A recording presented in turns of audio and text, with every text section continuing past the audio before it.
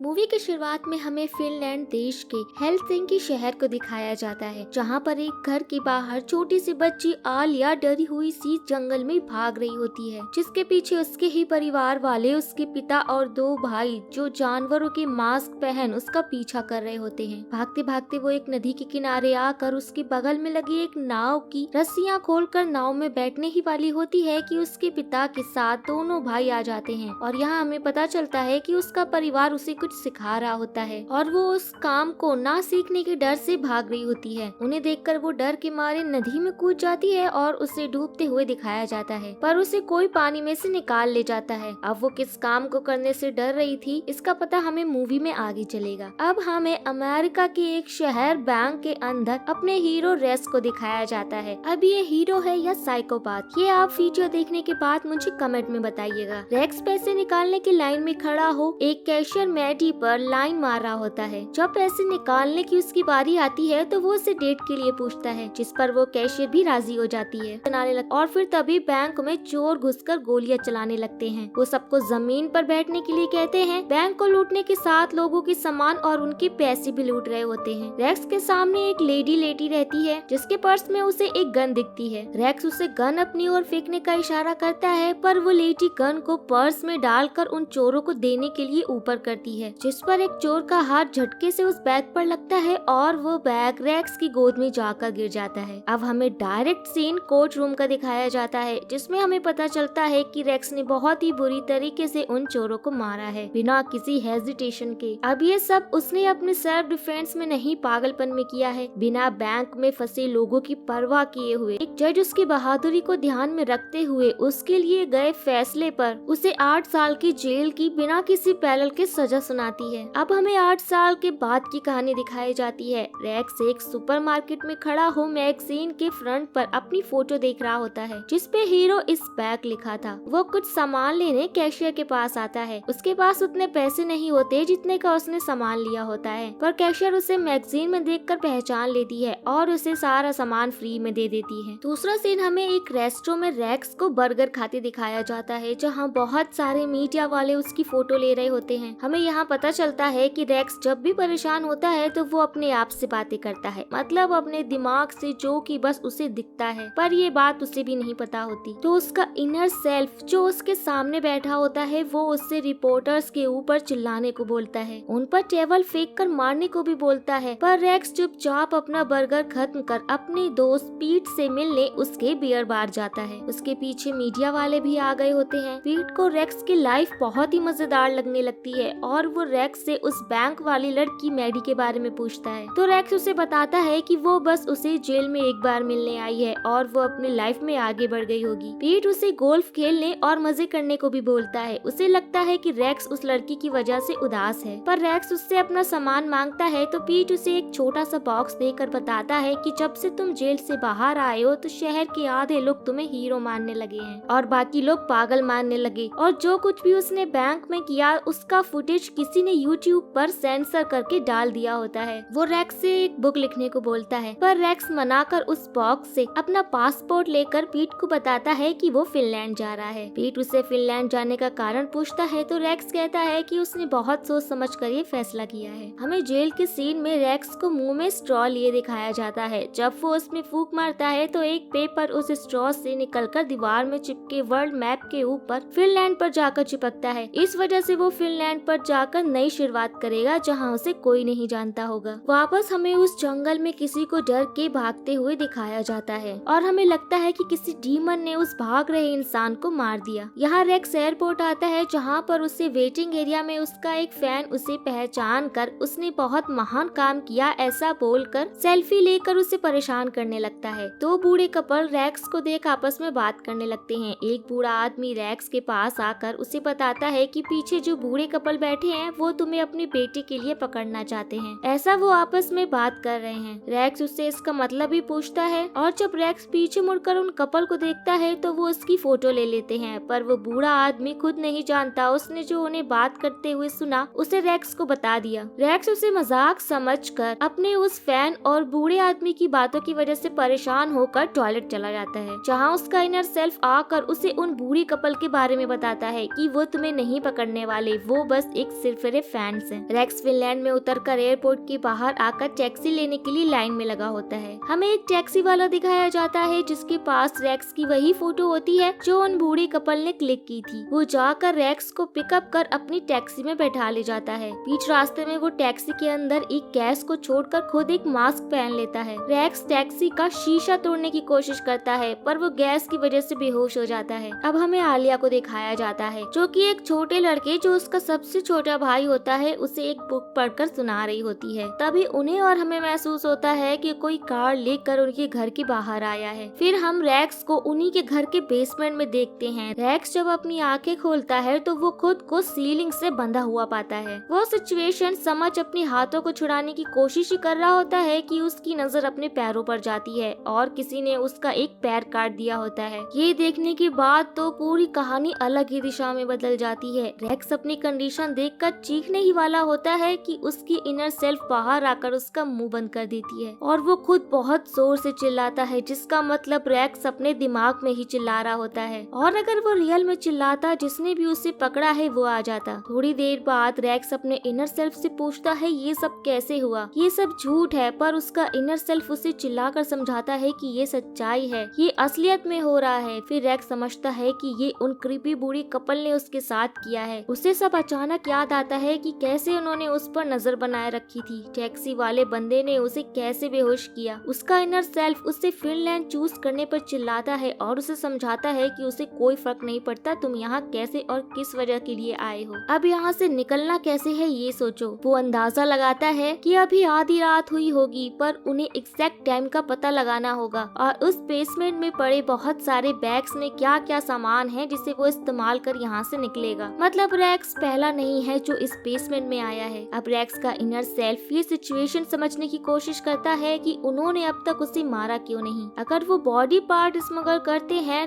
तो उसका सिर्फ एक पैर ही क्यों काटा, लंग्स किडनी क्यों नहीं निकले। तभी उसके सामने बहुत सारे साइकिल्स दिखते हैं जिससे वो समझता है कि उसकी हालत के पीछे एक पूरा परिवार है। वो ऊपर उठकर उस रस्सी को अपने दांतों से काटने की कोशिश करता है। अब हमें घर के ऊपर दिखाया जाता है जहाँ सब सो गए हैं, पर आलिया का छोटा भाई चोरी छुपे उठकर बेसमेंट की ओर आ रहा होता है। रैक्स अपनी पूरी कोशिश कर रहा होता है उस रस्सी को खोलने की, लेकिन तभी उसे पेंडुलम से 2 बार घंटे की आवाज सुनाई देती है। उसे अब टाइम का पता चल गया था। तभी वो छोटा लड़का गेट खोलकर उसके पास आता है। उसके गेट खोलते ही रैक्स अपनी आंखें बंद करके बेहोश होने का नाटक करता है और जब वो अपनी थोड़ी सी आंखें खोल देता है तो उसके सामने एक छोटा बच्चा होता है। अब रैक्स अपनी आंखें खोलकर उसे रुकने को बोलता है तो वो बच्चा जाने लगता है। रैक्स उसे बातों में फंसाकर उसे अपने करीब लाता है, पर उस बच्चे के हाथ में चाकू देख वो खुद डर जाता है और जैसे ही वो बच्चा उसकी रेंज में आता है वो अपनी पूरी ताकत से अपने पैर का घुटना मारकर उसे बेहोश कर देता है। ये देख उसका इनर सेल्फ खुशी से चिल्लाने लगता है। तभी आलिया अपनी आंखों पर हाथ रखे हुए बेसमेंट में आकर आगे बढ़ रही होती है। रैक्स उसे आंखें खोलने को बोलता है। वो रैक्स और उसके भाई को बेहोश देखकर शॉक्ड हो जाती है। रैक्स उसे भी बातों में उलझाकर अपनी मदद करने को बोलता है। आलिया को बोलता है कि उसे आजाद कर अपने भाई को ले जाए, पर आलिया नीचे पड़े चाकू को उठाकर उसकी ओर बढ़ती है, जिससे डरकर रैक्स अपने इनर सेल्फ पर चिल्ला देता है और आलिया अपने भाई को गोद में उठाकर बेसमेंट से निकलने लगती है, जिसे देख रैक्स उसे उसकी मदद के लिए बोलता है, पर आलिया चली जाती है। अब आलिया अपने भाई को होश में लाने की कोशिश करती है। उसकी आवाज सुनकर उसकी माता पिता और दोनों भाई आ जाते हैं जो उसके भाई को उठाकर हॉस्पिटल में ले जाते हैं। आलिया अपनी माँ को बताती है कि उसने ये नहीं किया, वो बेड से गिर गया था। सारे लोग हॉस्पिटल जाते हैं पर आलिया को नहीं ले जाते। वो सारे कार से जाते हैं तो रैक्स को उनकी कार के जाने की आवाज सुनाई देती है। इधर आलिया रैक्स के साथ डांस करते हुए सपना देखकर सो जाती है। उसकी नींद घर के हिलने से टूट जाती है। हमें लगता है कि उनके परिवार ने किसी जीवन या जानवर को रखा है जिसे वो इंसानों के बॉडी पार्ट्स खिलाते हैं। उधर उसके परिवार वाले हॉस्पिटल पहुंचते हैं जहां उन्हें पता चलता है कि उसको चोट बेड पे गिरने से तो नहीं लगी, किस्मत से अंदरूनी चोट तो नहीं लगी है, इसलिए वो खतरे से बाहर है। ये सुन उसके परिवार वालों में से उनके अंकल जिसने टैक्सी में रैक्स को बेहोश किया था, वो और आलिया का भाई घर के लिए निकलते हैं। इधर घर पर रैक्स अपने इनर सेल्फ से बातें करते हुए रस्सी को काटने की कोशिश कर रहा होता है। तभी आलिया अपना मेडिकल किट लेकर उसके पास आती है, जिसे देख रैक्स डरने लगता है कि वो उसे मारने आई है। पर जब वो मेडिकल किट खोलती है तो उसमें बैंडेज और मलहम देख रैक्स थोड़ा शांत होता है। आलिया उसके कटे हुए पैर पर मरहम लगाकर साफ करने लगती है और यहाँ रैक्स समझता है कि आलिया उसे पसंद करती है और बचाना चाहती है। आलिया उसके पैर को अच्छे से बैंडेज लगा उसे अपना नाम बताने के साथ अपनी फीलिंग्स भी उसे बताती है। रेक्स को चाकू दिखाकर वो उससे पूछती है कि तुम इसका क्या करने वाले थे। रेक्स उसे बताता है कि वो इससे खुद को आजाद करके उसके परिवार वालों को मारना चाहता था, पर आलिया बोलती है कि तुम उसके परिवार को मारने के काबिल नहीं हो। रेक्स उसे अपने साथ भागने के लिए भी कहता है, लेकिन वो बोलती है कि वो उसे हमेशा ढूंढ लेंगे और उसे ढूंढने की सजा भी देंगे। यहाँ मूवी का असली प्लॉट रिवील होता है। आलिया उसे बताती है कि उसके परिवार वाले ये सब उसके बड़े भाई पाती के लिए कर रहे हैं, जो कि नॉर्मल पैदा नहीं हुआ था। वो एक मॉन्स्टर की तरह दिखता है जो कि सबसे बड़ा और हमेशा भूखा रहता है। वो जन्म से ही ऐसा है। उसके माता पिता ने कोशिश की कि उसका कोई दूसरा उपाय निकाल सके, लेकिन वक्त के साथ उसकी भूख और बढ़ती गई। उसके परिवार वालों ने कोशिश की उसे भरपेट खाना खिलाने की, लेकिन उसे इंसानों का मांस पसंद आने लगा। उसके घर वाले लोगों को घर पे ला के ज्यादातर टूरिस्ट को उसे मार कर खिलाने लगे, इसलिए रेक्स भी यहाँ पर उसके डिनर और लंच के लिए है। आलिया उसे बताती है कि उसने पूरी जिंदगी लोगों की चीखें सुनी है। उसे डॉक्टर बनना है, उसे लोगों को मारना नहीं है, उन्हें बचाना है। वो जब भी यहाँ से भागने की कोशिश करती है तो उसे एक बड़े पिंजरे में बंद कर देते हैं। रेक्स भी बताता है कि वो खुद से बातें करता है जब से वो जेल में गया है, पर उसकी इनर सेल्फ बोलती है कि वो उसे उसके पहले से जानता है। रेक्स आलिया को जेल जाने की वजह नहीं बताता। आलिया उसे चाकू दे देती है जिससे वो अपनी रस्सी काटने की कोशिश करता है। तभी आलिया के अंकल और उसके भाई कार से घर आ जाते हैं। वो कार की आवाज सुनते ही आलिया बेसमेंट में छुप जाती है। फिर वो लोग बेसमेंट में आकर रेक्स को मारने लगते हैं कि वो होश में तो नहीं है। उसके बाद रेक्स की इनर सेल्फ चीखती है, पर रियलिटी में रेक्स नहीं चीखता। उसके पैर का बैंडेज देखकर वो आलिया को ढूंढने और उसके बेडरूम में जाते हैं, पर उन्हें आलिया बेसमेंट में मिल जाती है। उसका भाई आलिया को पकड़कर ऊपर ले जाता है और उसके अंकल रेक्स को बेहोशी का इंजेक्शन देकर बेहोश कर देते हैं। रेक्स बेहोश होते होते बहुत हंसता है। फिर जब रेक्स बेहोश होता है तो उसने अपने बैंक के चोरों को कितनी बुरी तरीके से मारा था ये देखने को मिलता है। मतलब क्या तबाही मचा के उन्हें मारा था उसने। आपको इस सीन के लिए ये मूवी देखनी चाहिए। चोर रेक्स से डर कर सरेंडर कर रहे थे, पर वो उन्हें मारते जा रहा था। एक चोर मैडी को, जिस पर रेक्स लाइन मार रहा था, उसे बंदी बनाकर रेक्स को गन फेंकने को बोलता है। दोनों एक साथ गन फेंकेंगे ये डील करके गन को फेंकने ही वाले होते हैं कि रेक्स गोली चलाकर उस चोर को मार देता है। और उस चोर ने भी गोली चलाई थी जो जाकर मैडी को लगती है। मतलब उसकी वजह से मैडी मर गई थी, पर उसकी इनर सेल्फ ने खुद को ये कह के मना लिया था कि मैडी उससे मिलने जेल में आई थी और वो अब उससे नहीं मिलेगी। अब रेक्स होश में आता है और देखता है कि उसके अंकल उसका बचा हुआ पैर काट रहे हैं। ये देख उसे रेक्स अपने पैर से दूर गिरा देता है। अंकल उसे दोबारा बेहोशी का इंजेक्शन देने आगे बढ़ते हैं, पर रेक्स बड़ी चालाकी से अपनी रस्सी को काट कर अपने हाथ आजाद करके